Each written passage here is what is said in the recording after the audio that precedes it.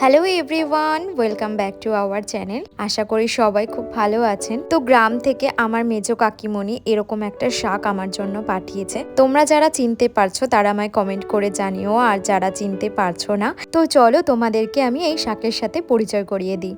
এটি হলো সুগন্ধিযুক্ত একটি লতানো গাছ, যার নাম হলো পিপুল। আর ভেষজ গুণসম্পন্ন এই গাছটি গ্রাম বাংলার ঘরের আনাচে কানাচে লতিয়ে হয়ে থাকে। এই শাকটির দেশে বিদেশে চাহিদা কিন্তু প্রচুর।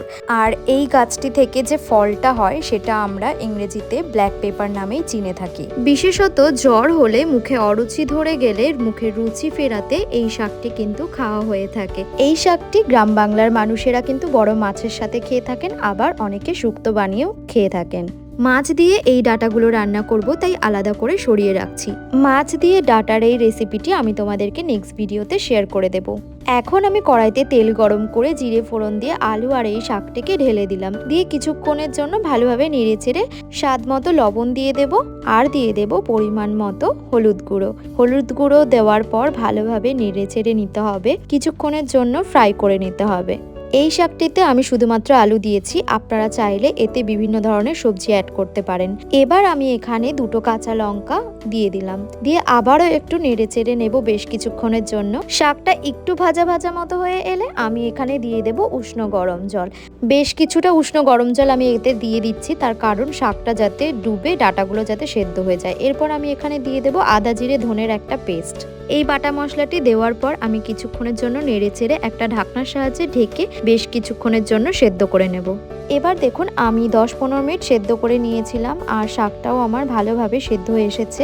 এবার আমি এখানে একটা চামচের সাহায্যে আলুগুলোকে আমি থেতো করে এই তরকারির মধ্যে দিয়ে দিচ্ছি, তার কারণ তরকারির ঝোলটা একটু ঘন হয়ে আসবে। দেখুন আমার তরকারির ঝোলও ঘন হয়ে এসেছে, আর প্রায় সব কিছুই সেদ্ধ হয়ে গেছে। সব শেষে আমি এখানে একটু চিনি অ্যাড করে দেব। এই শাকটি খেতে একটু তিতকুটে ভাব লাগে, তাই তিতকুটে ভাবটা যাতে কেটে যায় তার জন্যই আমি চিনিটাকে কিন্তু এখানে মেনলি ইউজ করেছি। চিনিটা দেওয়ার পর বেশ কিছুক্ষণ ঝোলটাকে ফুটিয়ে নিলেই রেডি হয়ে যাবে আজকে আমার এই পিপুল শাকের সাদামাটা এই রেসিপিটি। তবে হ্যাঁ, সাদামাটা হলেও এর উপকার কিন্তু বহুগুণ।